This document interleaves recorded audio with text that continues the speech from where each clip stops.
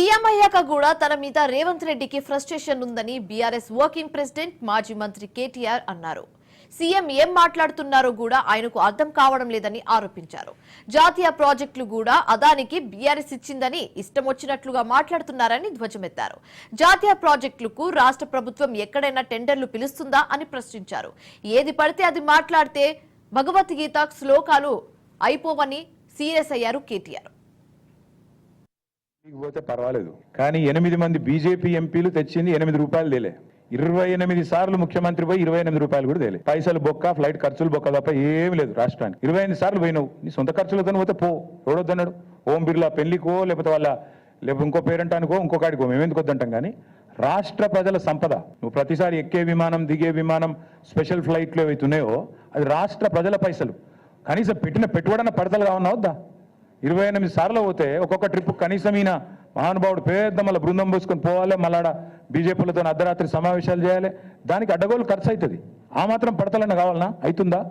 28 రూపాయలు తెచ్చినావా? తేగలిగిండా? పోయేది అక్కడ చీకట్లో కాళ్ళు పట్టుకోవడానికి, రాహుల్ గాంధీతో బేరమాడి బ్యాగులు ఇచ్చి ఆయన కుర్చీ కాపాడుకోవడానికి, అంత తప్ప ప్రజల కోసం పోతలేడు. 10-15 సంవత్సరాలుగా అందరికి చెప్తా ఉండేటోడు ఎప్పటికైనా ముఖ్యమంత్రిని అవుతానని. మరి ముఖ్యమంత్రి అయిన తర్వాత కూడా ఇంత ఫ్రస్ట్రేషన్ ఎందుకు?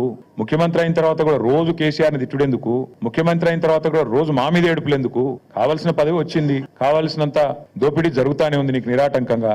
మరి అట్లాంటప్పుడు ఇంత ఫ్రస్ట్రేషన్ ఎందుకు నాకైతే అర్థం కావడం లేదు. నిన్న ఆయన వైఖరి చూస్తుంటే నాకైతే ఒకటే అనిపించింది, చిట్టినాయుడు గారికి చిప్పు దొబ్బింది అనిపించింది. ఎందుకంటే ఆయన మాటలు, ఆయన వైఖరి, నిన్న అసలు ఏం మాట్లాడుతున్నారో కూడా తెలియనంత ఒక ఏదో పిచ్చి రిపోర్ట్ రిలీజ్ చేసినాడు నిన్న. ఇవన్నీ బీఆర్ఎస్ హయాంలో విడుదల చేసిన అదానికి ఇచ్చిన ప్రాజెక్టులు అంటాడు. అరే ఇవన్నీ గింత పిచ్చిగా, గింత మూర్ఖత్వంగా, గింత అవగాహన రాహిత్యంతో ముఖ్యమంత్రి మాట్లాడితే ఆయన ఏమనాలా? చిప్పు దొబ్బిందనకపోతే నేను అదానిని కలిసిన, బరాబర్ కలిసిన, ఎడబెట్టిన, నేను గెలిచిన ట్విట్టర్లో నా అఫీషియల్ అకౌంట్లోనే పెట్టిన. నేను దాచుకున్నాను. నీ లెక్క 4 గంటలు రహస్య సమావేశాలు చేసినా, లేకపోతే చీకట్లో పోయి కోయినూరు రోడ్ల కాళ్ళు పట్టుకున్నాను, బరాబర్ దావోస్లో కలిసినాం. తర్వాత ఏం చేసినాం? ఒక ప్రపోజల్ ఇచ్చిండు, యోగి జెప్కి పని చేసినాం మేము. KCR rejects Adanis offer. మేము నీ లెక్క మాకు ఏం చేసినా బాజాప్తా చేసినాం తప్ప బేజాప్తా చేసే కర్మ మాకు లేదు. అదానీని మేము ఎన్నడూ ఎంకరేజ్ చేయలే. మేము రెడ్ సిగ్నల్ చూపెట్టినాం, నువ్వు రెడ్ కార్పెట్ వేస్తున్నావు. ఇది వాస్తవం. నువ్వు ఒప్పుకోపోయి ఎస్, ఇది నా అఫీషియల్ ట్విట్టర్ అకౌంట్లో పెట్టినా. నేను దాచుకునేదే ఉంటే, దొంగ చీకట్లో కలుసుకునేదే ఉంటే, నీ లెక్క లుచ్చా పనులు చేసేదే ఉంటే, నేను కూడా నీ లెక్కనే ఇంటికి పిలిపించుకొని రహస్యంగా దొడ్డిదారులకి పిలిపించుకొని కాళ్ళు పట్టుకొని కాళ్ళు ఒత్తుకుంటా 4 గంటలు నేను కూడా కూర్చుంటుంటే.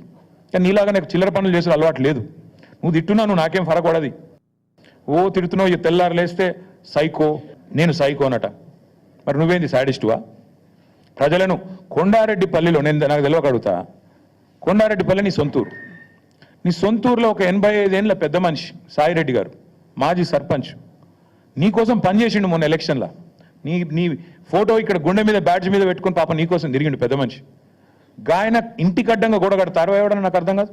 అసలు మనిషివేనా నువ్వు? మృగానివా? ఆఖరికి ఆయన ఆత్మహత్య కారణమైతే ఇలా పోలీసు వాడు కేసు పెట్టాడు. ఆయన బాడీ తీసుకుపోయేందుకు కూడా ఇరుకు సందులోకి వెళ్ళి తీసుకుపోతాను. ఇంతకంటే హీనమైన పని ఉంటుందా? ఏం మనిషి నాకు అర్థం కాదు. సాడిస్ట్ కాకపోతే ఏమనాలి?